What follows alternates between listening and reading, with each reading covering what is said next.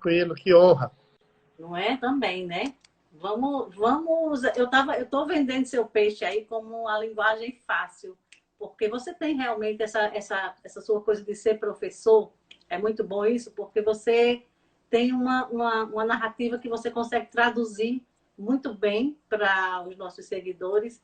Esse juridiquês, que às vezes a gente fica meio perdido, não é isso?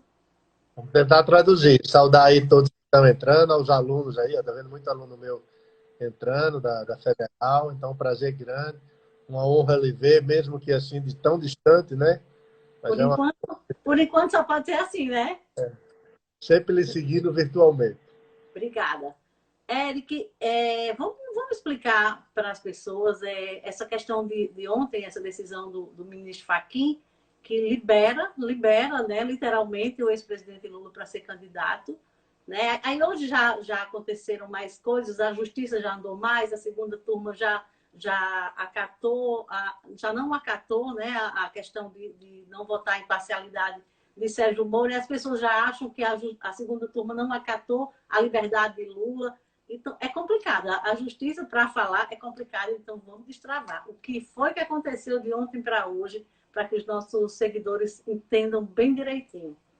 Olha, toda a problemática que nós estamos vendo hoje, Thaís, é a forma com que houve a persecução criminal, em que houve as acusações contra o presidente Lula.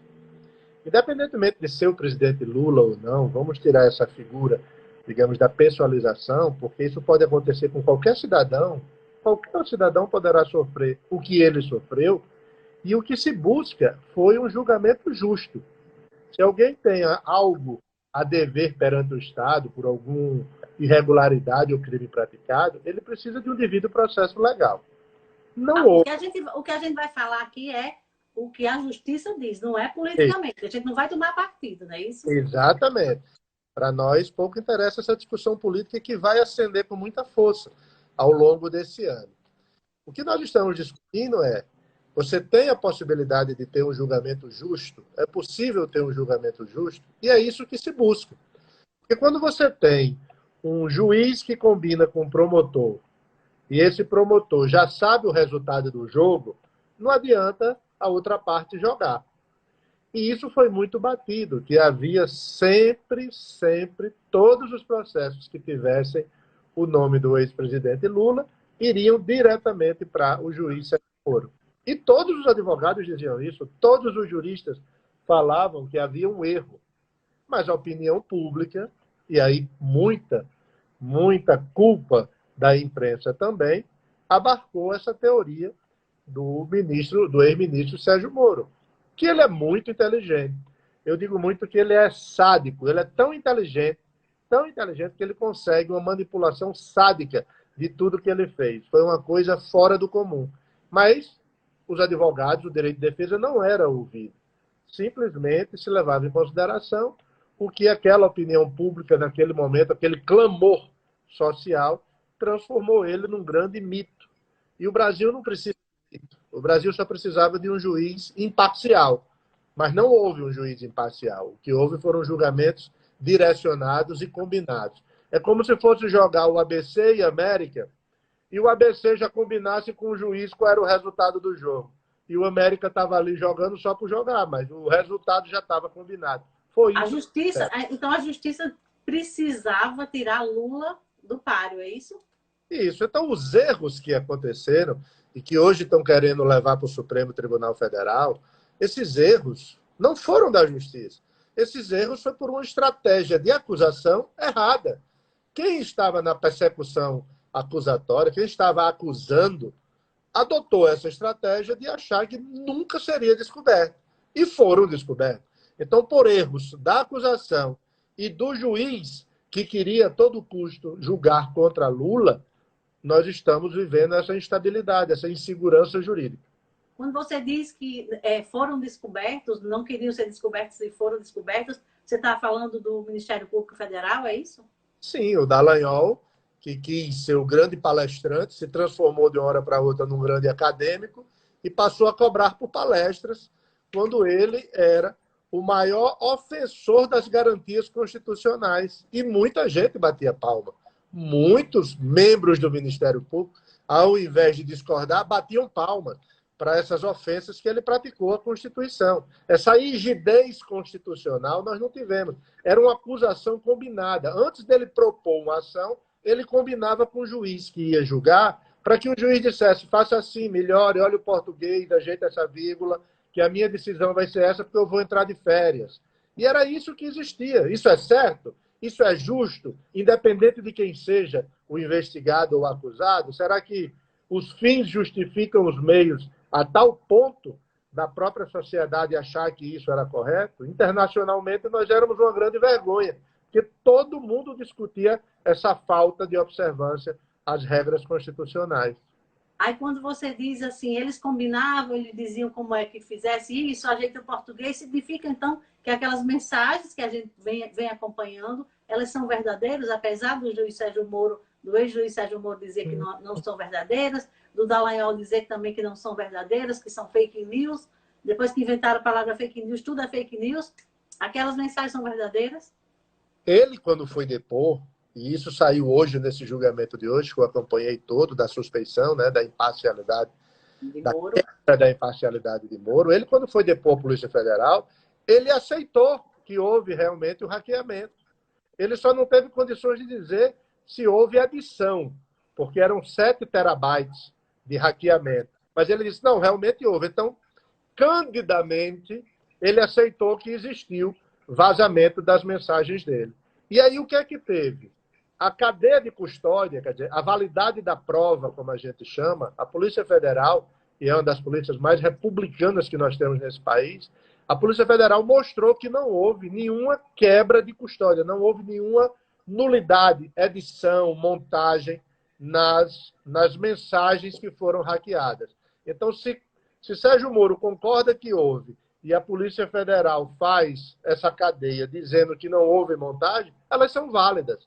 Então, tudo aquilo que ele conversou, com termos chulos, demonstrando um nível baixo. Que eu tinha, Sérgio Moro, eu escrevi um artigo na Folha de São Paulo, logo que ele foi ser ministro, está aí na internet, é só entrar, na Folha de São Paulo, eu escrevi um artigo porque eu tinha Sérgio Moro como um grande símbolo. Você entrou, então, naquele Somos Todos Moro? Isso, você caiu do Somos Todos Moro? Quando eu olhava aquela forma com que ele julgava, o preparo intelectual dele, acadêmico, eu escrevi um artigo. E eu dizia, na Folha de São Paulo, eu dizia assim, ele vai ter que saber sobreviver em Brasília. Porque Brasília não é terra para qualquer um. Então, Brasília é terra para profissional. E Moro resolveu ir para Brasília. E deu no que deu, com ele sendo aí... Lá em Curitiba ele dominava, né? Lá em Curitiba ele dominava, né? Ele dominava, ele combinava, né? Ele fazia era uma competência esponja, como o ministro Toffoli disse. Tudo ia para ele. Então, ele tinha um combinado entre ele, entre o Ministério Público e a Polícia Federal. E veja que essa delegada que acusou o reitor, o ex-reitor, né? Num desvio de 80 milhões, e o ex-reitor chegou, inclusive, a praticar um suicídio por causa de uma acusação falsa que ela praticou, foi essa mesma delegada quem forjou depoimentos existentes. Então, esse tipo de gente que estava investigando.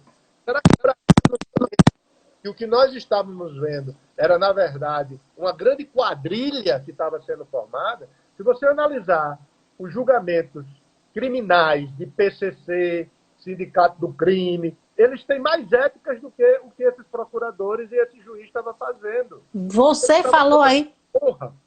Você falou aí numa grande quadrilha. Quem seria o chefe dessa grande quadrilha? Porque o tempo inteiro a gente viu a justiça dizer que fulaninho, político A, político B, era o chefe de uma grande quadrilha, né, da Lava Jato. Era sempre quem ele estava acusando. Mas você falou aí de uma quadrilha do outro lado.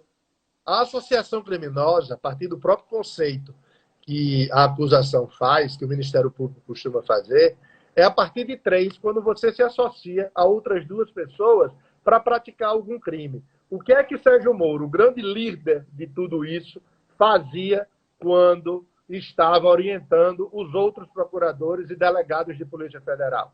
O que é que ele fazia, se não criar uma grande associação criminosa para a prática de um crime com o objetivo específico de atingir um ex-presidente. Era o direito penal do autor, algo proibido no sistema. Você não investiga a pessoa, você investiga os fatos.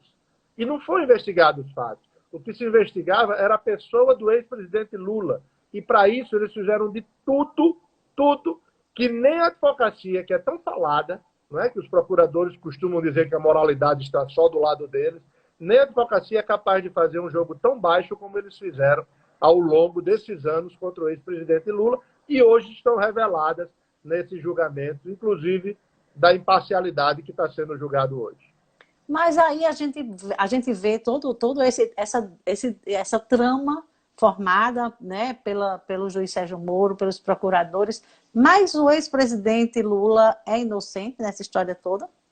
Thaisa, ninguém discute no caso a inocência. Se ele praticou os crimes, ele vai ter que responder a todos os crimes que ele praticou, ou se ele concordou com algum dos crimes como partícipe disso daí. Essa questão de fundo é uma questão, se você deve, e se você praticou crime, você tem que responder perante o Estado. Mas você precisa responder de forma justa, num devido processo legal. Você não pode responder de uma forma em que você já entra condenado. E foi isso que aconteceu com o presidente Lula. E mais um detalhe, todos esses crimes que o presidente Lula responde, eles vão estar prescritos, já estão prescritos. A maior pena que o presidente Lula recebeu foi de 9 anos, que depois subiu para 12, mas o STJ reduziu novamente para 9 anos. Ele é acima de 70. Então você conta pela metade. A prescrição é em 4 anos e meio. Então isso é uma discussão que eu acho que a acusação provocou a prescrição. A acusação provocou uma má investigação. E a acusação, o Ministério Público, vai ter que ter responsabilidade por essa forma desleal de investigar, por essa quebra de paridade, por essa aplicação, por essa pessoalização na investigação que fizeram com o presidente Lula, independente do que ele cometeu. Isso aí o Estado tem que responder. Eu estou falando a forma com que se foi buscar. É como se você entrasse num jogo e esse jogo já tivesse sido jogado. Eu acho que quando você entra e precisa de uma instauração de uma ação penal, você precisa ter uma justa causa, Thaís. Você precisa ter uma base empírica mínima para que haja uma imputação, para que haja uma acusação. Porque na hora em que você propõe e os danos que uma pessoa sofre decorrente da existência de uma ação penal é muito forte. Por isso, da necessidade de rigor, prudência e constitucionalidade no uso desse poder estatal de investigar uma pessoa. Aí você diz aí que os crimes contra Lula prescreveram, vão prescrever, né? Então ele vai ter tempo aí para ser candidato, mas os crimes contra o Ministério Público ou contra o ex-juiz Lula ou o ex-juiz Sérgio Moro, parece que vão começar agora, é isso? Eu acho que o jogo começa agora. Inverteu? O jogo inverteu? Dentro de um corporativismo muito forte, porque isso é uma grande... O abuso de autoridade ele é patente. A grande sorte deles todos é que a lei de abuso de autoridade ela veio depois da prática de todos esses crimes que eles cometeram. De toda essa forma parcial de investigar, de perseguir. Na verdade, eles não queriam só a condenação do presidente Lula, a condenação jurídica. Eles queriam a condenação moral. Eles queriam a morte civil do presidente Lula. E aqui eu não estou defendendo o presidente Lula, o presidente Bolsonaro, para nós dois tanto faz. Eu estou fazendo apenas uma análise acadêmica de como eles tentaram acabar a reputação através de sanções morais, com vazamentos de áudios estratégicos, com processos sigilosos sendo vazados estrategicamente para prejudicar a pessoa. É isso, é esse direito penal que o Brasil hoje tem como exemplo, e o ministro Gilmar disse, que é o maior escândalo no mundo em investigação. Como é que uma operação consegue fazer um combinemos até com organismos internacionais para buscar dados sem passar pelo crivo de um judiciário imparcial? Era um judiciário já combinado. É isso que nós precisamos evitar, sirva de lição, para que a acusação saiba trabalhar respeitando ela acusando, o direito de defesa e o juiz julgando. É um triângulo. A relação jurídica ela é um triângulo. Então, hoje, o presidente Lula restabelece todos os seus direitos políticos. Pois é, então agora vamos para ontem, vamos para a decisão do ministro Fachin, ministro do STF, Fachin, que ontem ele anulou as condenações de Lula, não anula os erros, não anula as falhas, anula, como você bem disse, as condenações feitas definidas da forma como elas foram sentenciadas, né? Então, vamos dar mais uma explicaçãozinha sobre o que aconteceu de ontem para hoje, para os nossos seguidores terem mais essa aula aí que você está dando. Você tem dois efeitos jurídicos nas decisões. Você tem um efeito jurídico na decisão de ontem, que ela anula os atos decisórios. Todos os atos que condenou, que deferiu diligências, que deferiu quebra de sigilo, que deferiu buscas e apreensões, tudo isso foi anulado com a decisão de ontem. O juiz que vier, ele poderá utilizar, eles usam a palavra convolar, ou seja, ele pode utilizar todos os atos processuais decorrentes e dar validade e dar uma nova sentença. Evidentemente que a defesa não vai deixar que isso aconteça, porque se todos foram decorrentes de atos ilegais, de atos inconstitucionais, a defesa vai querer a nulidade e vai brigar para que haja novos atos. Então é processo para tramitar mais 10 anos de tramitação. Tempo suficiente para ele ser candidato, se for o caso de se eleger, de assumir o mandato, terminar o mandato? Sem problema nenhum. O presidente Lula será candidato sem nenhum obstáculo, até porque a decisão de ontem ela foi uma decisão que discutia atos decisórios. Então aí você anulou de uma vez só 3 processos, 2 deles com condenações de segundo grau.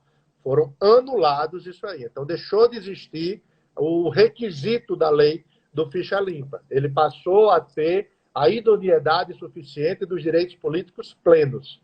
Com o julgamento de hoje, porque aí o ministro Gilmar de imediato colocou na pauta hoje a imparcialidade, se há ou não imparcialidade nos julgamentos do ministro Moro, aí você anula tudo, em que pese o de hoje só ser um processo, está sendo discutido apenas um processo, mas vai ser um precedente que servirá para todos os outros.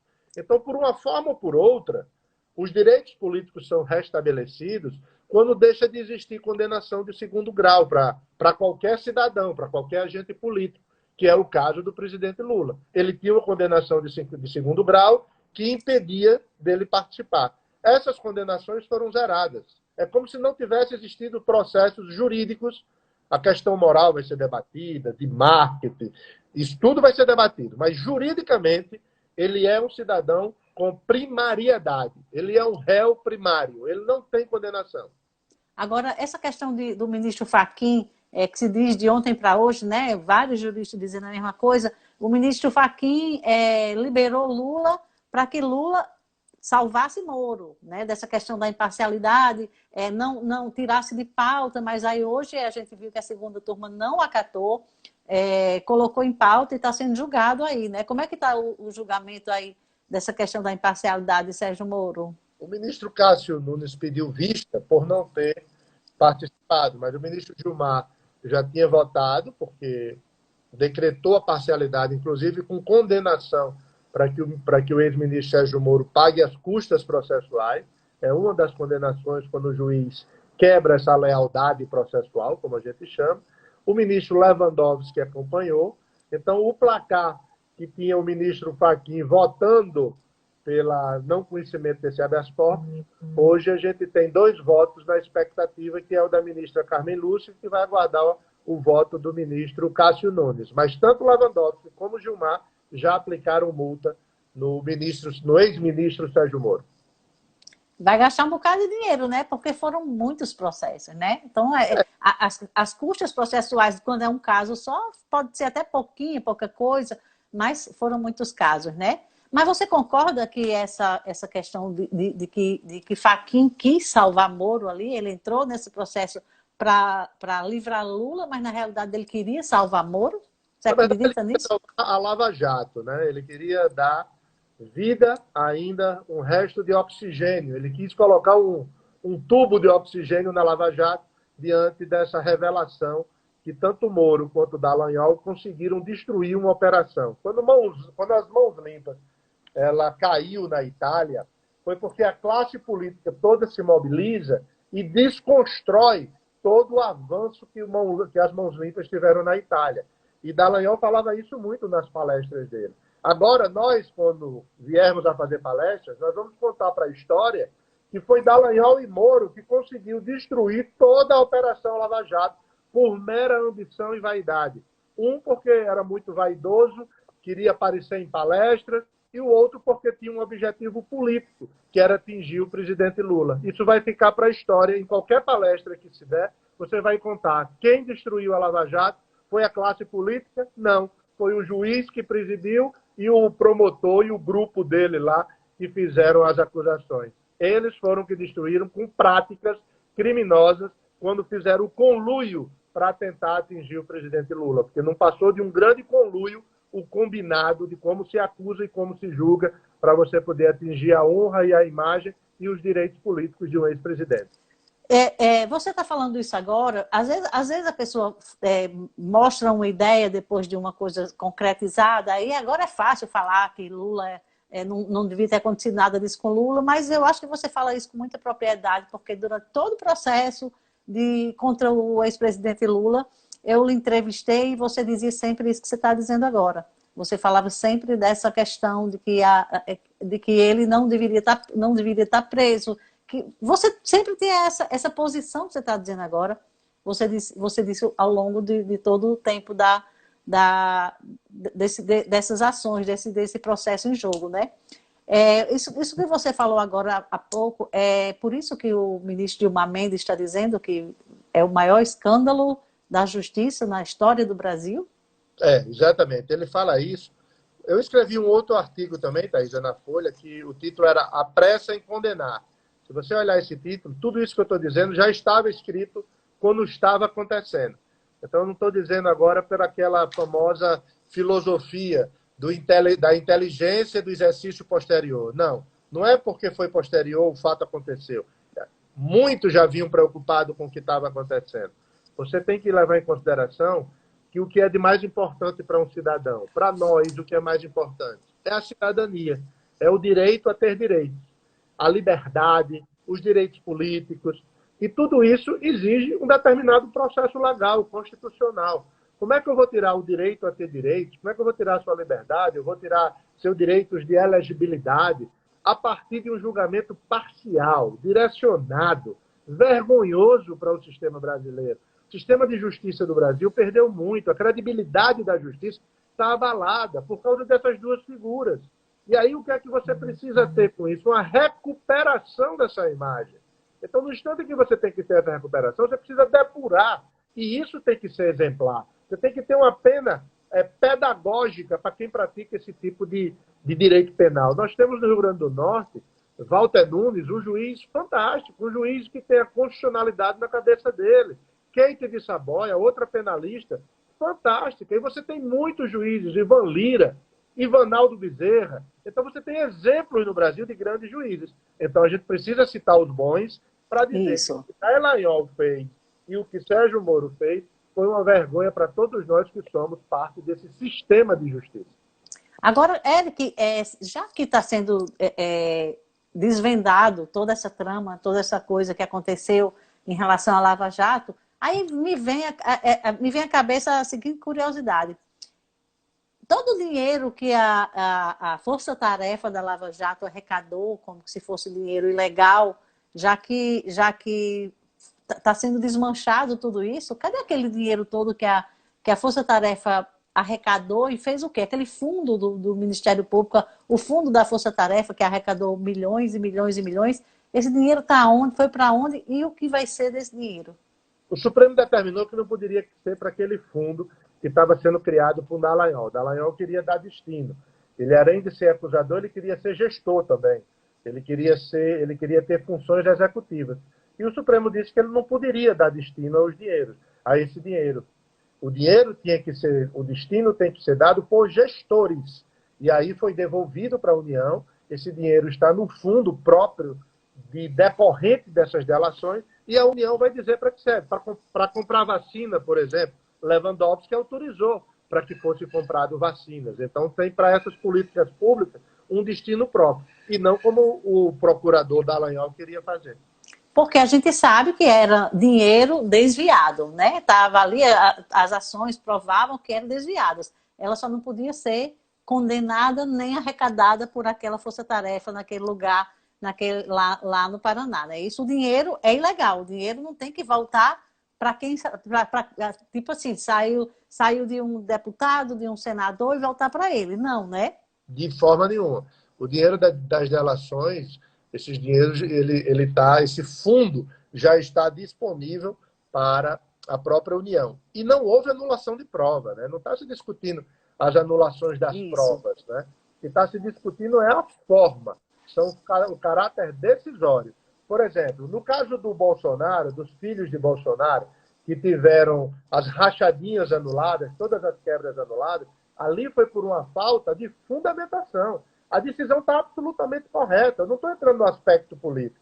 Nós temos que entrar no aspecto formal. Havia fundamentação para haver quebra de sigilo? Não havia. Era uma decisão padrão que servia para qualquer caso de quebra no Brasil. O STJ foi lá e disse, essa decisão não tem fundamento, portanto tem que ser anulada. Mas o leigo, ele consegue enxergar apenas pelo viés político. E como nós vivemos no extremo no Brasil, ou você é à esquerda ou você é à direita, você não tem mais diálogo, ninguém consegue mais dialogar no aspecto político. Quando você tem uma opinião dada, isso forma todo um revés em cima daquele que opinou. E foi isso criado através de quem? De Sérgio Moro e de Dallagnol, que trouxe todo esse aspecto para o Brasil. E agora esse aspecto você concorda que ele vai piorar, porque se ele já estava complicado, se os extremos já estavam do jeito que estão, com o presidente Bolsonaro e com uma figura aleatória da esquerda, agora ele vai ter a figura de Lula. Não é mais a esquerda, agora é Lula. Como é que vai ficar esse Brasil agora? Como é que vai ficar? Como é que vão ficar esses extremos agora? Como é que vai ser isso? Nós temos o seguinte, Taíra, existem os chamados direitos políticos. Esses direitos políticos, ele envolve o mandato eletivo, elegibilidade, cidadania. E esses direitos políticos, eles precisam ser plenos para você ser candidato. Quando você tem alguma restrição, que são as inelegibilidades, por exemplo, condenações, não tem idade suficiente para concorrer a cargo de vereador, de prefeito, você não pode participar. Então, o presidente Lula, ele tinha uma restrição, porque ele tinha condenações de segundo grau. Com isso anulado, ele volta a ter a plenitude dos direitos políticos dele. Se ele quiser, ele poderá ser candidato.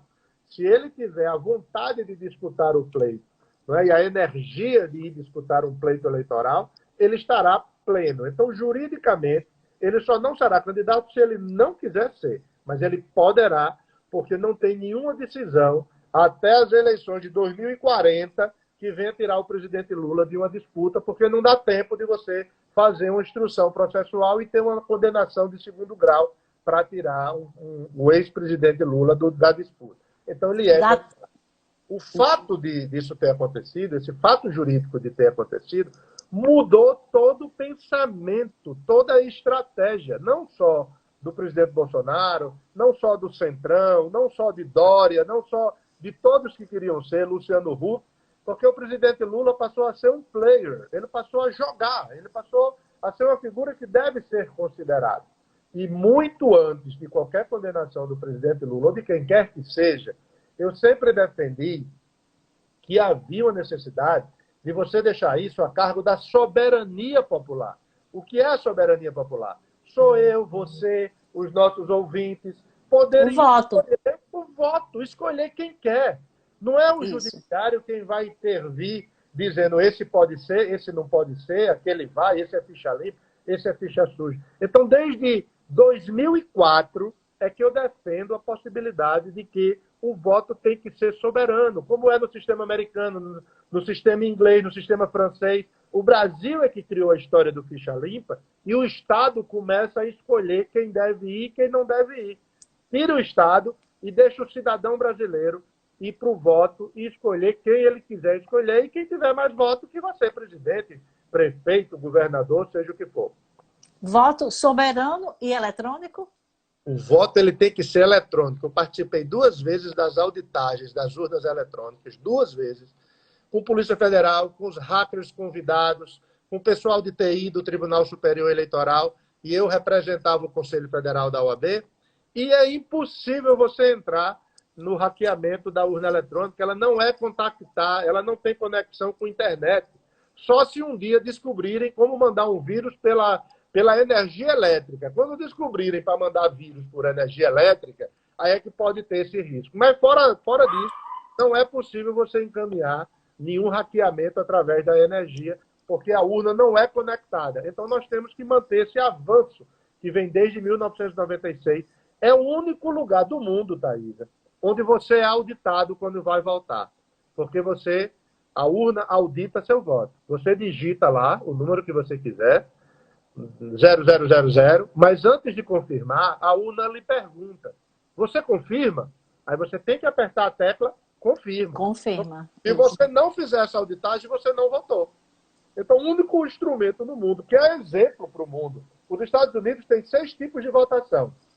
Um deles é a votação eletrônica, porque lá são os condados e os estados têm uma autonomia federativa muito forte. Então, alguns ainda são votos manuais, outros são votos eletrônicos, outros são votos de perfuração, mas o mundo copia o Brasil. E nunca houve fraude nas eleições brasileiras. E todos se elegem e todos terminam seu mandato.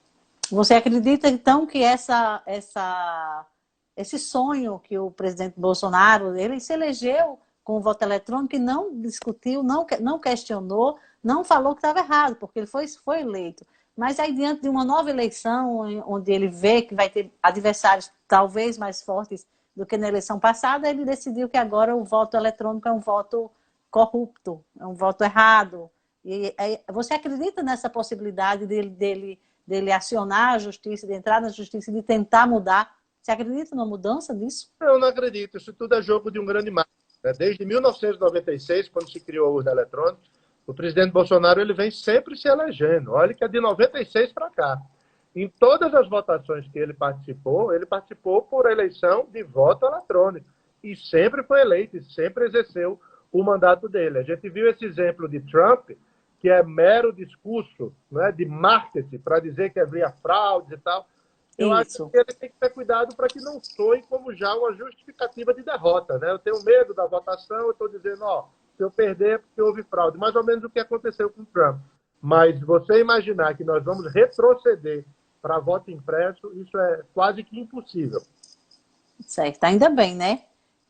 Agora, Eric, a gente falou de dinheiro há pouco tempo, também tem outra curiosidade. O ex-presidente Lula foi condenado na questão do triplex do Guarujá, né? Depois a justiça até acho que reconheceu que o apartamento não seria dele, não foi? Teve isso? Mesmo ele já tendo sido condenado, foi em relação ao triplex? Foi. A grande discussão de tudo isso é que dentro das condenações você sempre teve um viés jurídico e um viés político. Um viés de marketing e um viés jurídico. No viés de marketing, o presidente Lula sempre disse que aquilo não era dele. E por não ser dele, ele não poderia responder. No viés jurídico, você tinha foto, você tinha ele com o rapaz lá da Odebrecht, você tinha provas, né? Materialmente tudo.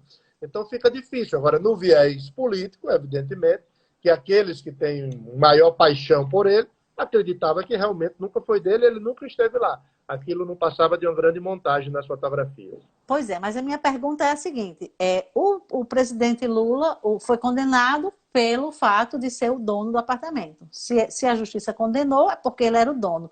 Esse apartamento foi a leilão. E esse dinheiro do leilão, então, tem que ser ressarcido ao presidente Lula, já que o apartamento era dele, ele foi condenado por isso.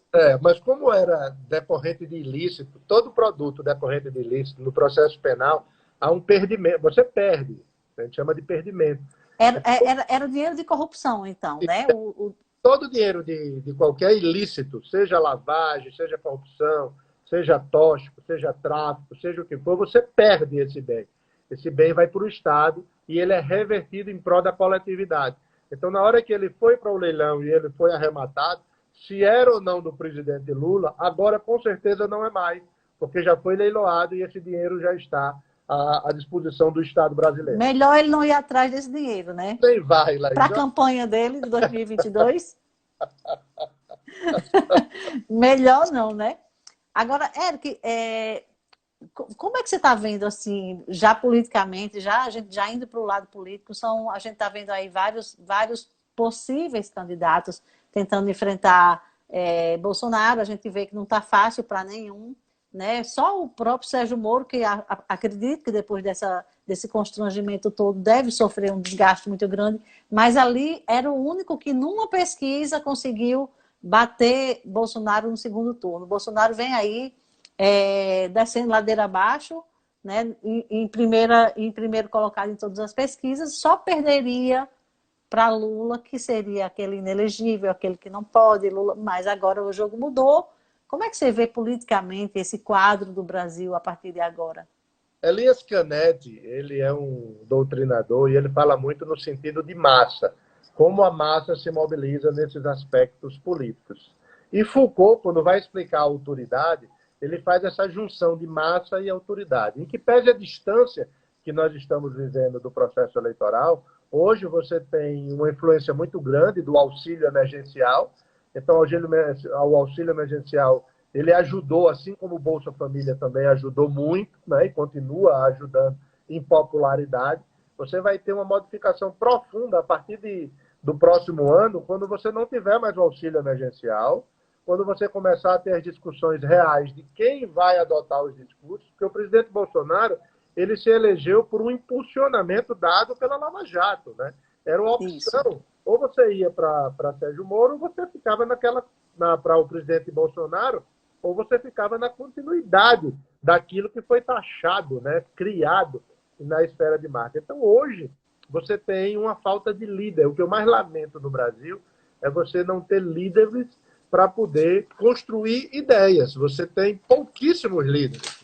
Você tem Bolsonaro como líder, e tem um segmento dele lá de 20% e 30%. Você tem o presidente Lula em comemorações imensas, como a gente viu ontem nas redes sociais, que também é um grande outro líder, também no segmento de 20% e 30%. Mas a grande maioria, aquela maioria como nós, classe média, que nós queremos o melhor para o Brasil, independentemente de quem seja a cor, a canção, o gesto.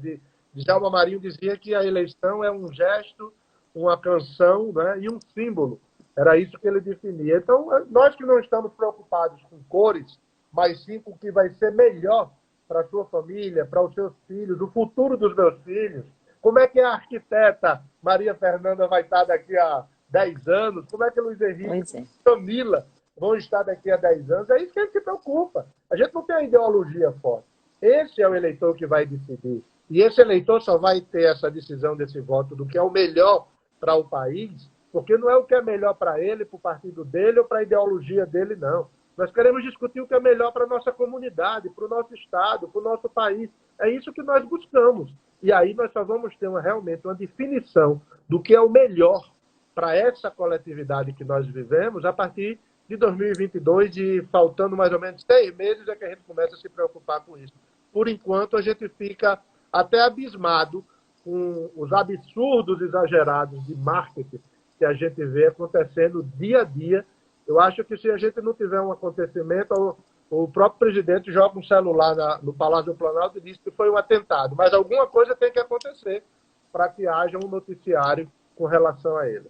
Tá complicado e a culpa é da imprensa, né, Eric? A culpa vem sempre assim, a culpa da imprensa. Eu nunca me senti tão forte, porque é bom quando a gente joga mesmo e fala mesmo e mostra as verdades sobre o que está acontecendo, que são verdades. Não tem nenhuma mentira, não tem nada né, que seja assim, é culpa da imprensa, que a imprensa não inventa, tá lá, tá tudo esclarecido, tá tudo mostrado. Como é que você vê, Eric, hoje assim, eu escutei de uma pessoa que não é politizada, que não é Bolsonaro, não é Lula, porque se criou a história de que eu não sou Bolsonaro, então eu tenho que ser Lula, e não acho que é por aí, né? As pessoas podem não ser extremistas, né? Mas eu escutei exatamente de uma pessoa que nem é direitista radical, nem esquerdista radical, dizendo a seguinte frase: o presidente Lula pode ter tido todos os erros, todas as falhas, enfrentar todos esses processos por corrupção e tudo mais, mas se o presidente fosse ele, o Brasil estava vacinado. Porque aconteceu isso com a HN1, né? A vacina da gripe aconteceu, não teve essa questão das pessoas negarem a vacina. Parece que vai aquela coisa do gado, vai andando, um vai dizendo e os outros vão seguindo. Você concorda que se fosse ou o ex-presidente Lula, ou o ex-presidente Dilma, que o Brasil hoje estaria ou totalmente vacinado, ou pelo menos numa fase já bem mais adiantada do que essa lentidão que a gente vive hoje, esse medo que a sociedade brasileira vive hoje de não se vacinar? Thaisa, hoje a vacina, ela representa a nossa liberdade, né? A vacina hoje ela é tão importante para nós que ela tem um sentido de liberdade. Você ter as duas vacinas é você poder andar, é você poder ter menos medo do acontecimento, mesmo com todas essas variantes. Então a vacina ela é fundamental. E aí você vai e faz uma análise. Se a gente subir um pouco mais, a gente fazer uma análise ideológica de sentido maior, não é ideológica partidária, não, essa briga de vermelho com verde e amarelo, não é isso. É uma briga ideológica profunda. Se você analisar que o movimento coletivo ele é um movimento de esquerda, que as ações sociais são movimentos de esquerda, que as ações afirmativas são movimentos de esquerda, você vai ter em vários exemplos, seja Lula, seja Fernando Henrique Cardoso, que tinha um viés de esquerda também, apesar dele se colocar o neo na grande característica dele. Então você tinha um viés de esquerda, está aí os Estados Unidos com Biden. Quando você vai para um viés de direita, você vai para um viés de direitos individuais. Você vai para um fragmento da individualização. E o grande momento que se teve foi quando os Estados Unidos discutiu a questão do porte de arma. E a Suprema Corte ela foi pela ideologia. É possível o cidadão ter a arma se você tiver um viés de direita, porque cada um protege a si mesmo. É proibido o uso de armas se o Estado te proteger. E aí, nessa votação, que foi de 5-4, o cidadão americano teve o direito de portar a arma dele, quer dizer, foi por um viés de direita. Então, se a gente analisar essa natureza ideológica, eu não tenho a menor dúvida, que qualquer que seja o mandante, o primeiro mandatário do nosso país, que tivesse ao menos um viés menos radical de direita, essas vacinas já estavam com todos nós. Nós já estaríamos como, por exemplo, países como Israel, que eles foram lá saber se o antibiótico, o spray é um antibiótico. Isso. Não precisava ir lá saber se o spray funcionava, porque é um antibiótico. Eu não sou da área médica, mas qualquer um sabe que é um mero antibiótico esse spray, mas eles foram lá. Israel já está vacinando todo mundo. Os Estados Unidos começou a vacinar agora depois de 500 mil mortes, porque Biden resolveu priorizar. Então, essa questão do individual e criar uma imagem de que você vacina se você quiser porque você é dono de si mesmo, não dá em pandemia. Isso é um grande conflito ético. Não acaba a pandemia. Não acaba. E é um conflito ético que a gente vê até numa disciplina que eu dou no IMD, que é os dilemas éticos dos dados, né? Essa questão de TI. O que é que acontece? O fato de eu não me vacinar é um direito meu? Mas eu contamino todo mundo que está ao meu redor. Deixou de ser direito meu, é direito Deixou de ser. Porque eu transmito. Se eu transmito em casa para meu pai, para os mais velhos, para os meus filhos, eu não tenho esse direito. Eu não detenho esse direito de dizer que eu só vacino se eu quiser vacinar. Não. Está em jogo toda a sobrevivência da coletividade. É o estado de saúde, que é um direito constitucional. Pois é. Você está pensando em se vacinar quando mesmo? Como eu estou perto dos 74, eu acho que a próxima leva... Você já entra. Eu já entro. Ok. Éric Pereira, me diz uma coisa, essa questão agora, a gente vê, assim, é uma novidade, como você falou agora, é uma novidade a cada dia. E juridicamente as novidades também vão acontecendo. Essa questão da mansão do filho do presidente Bolsonaro. A gente passou ali de um triplex no Guarujá, que foi leiloado por 2 milhões, e agora a gente chega numa mansão de 6 milhões de reais, assim... o crime compensa e ele sobe de preço? Como é que você está vendo isso aí? Porque, sinceramente, independente de ser ou esquerda ou direita, eu consigo enxergar o crime como crime. E eu não consigo entender, que é pelo que a gente vem acompanhando, pelo que a gente vem lendo, que o filho do presidente Bolsonaro, o senador, como qualquer outro, consegue... de acordo com os salários que ele recebe, em uma loja de chocolate, a gente está vendo aqui em Natal, tem loja da Copenhagen também, e a gente não vê ninguém ter os rendimentos que ele teve. E de uma hora para outra ele compra uma mansão de 6 milhões de reais. Como é que você vê isso? Primeiro momento é inapropriado. Ele utilizou de um momento muito inapropriado no sentido de marketing, né? No sentido em que você tem toda uma discussão de investigação, de noticiários sobre matérias que ele tinha acabado de ganhar, porque ele ganhou no STJ, o trancamento. São 3 trancamentos que ele busca. O primeiro ele já ganhou, essa semana nós vamos ter o segundo, tudo por falha da acusação. A acusação não soube construir a investigação. E essas nulidades são decorrentes disso. O judiciário, ele observa a constitucionalidade disso. Então você tinha uma questão latente do qual ele coloca mais fogo, mas não é nem mais fogo, mais querosene nessa discussão. Então foi uma inabilidade imensa, além de ser inapropriado no momento, mas foi uma inabilidade para pessoas tão experientes como eles são. Mas eu também acho que há um senso de impunidade, entendeu? É isso que eu ia lhe perguntar. Ele tem toda essa tranquilidade de comprar uma mansão de 6 milhões de reais e expor e dar declarações desajustadas. Eu acredito exatamente isso que você está dizendo assim. Eu acho que ele tem certeza que nada vai acontecer com ele. Muita segurança de todas essas transações que ele fez. E esse sentimento, ele passa para a sociedade como frustrante, né? Tem um cálculo que a Folha de São Paulo tem, quantos anos um cidadão comum passaria para comprar uma casa daquela. São centenas de anos para quem ganha um salário mínimo. Então é esse tipo de exemplo que vai ser muito explorado nas eleições de 2022, não tem a menor dúvida. Pois é. Como é que você enxerga aí as eleições de 2022, Érico? O que é que você acha o que a gente está vendo aí, a gente tem Luciano Huck, a gente tem João Dória, o próprio Moro, aí aparece Lula, de cai de paraquedas.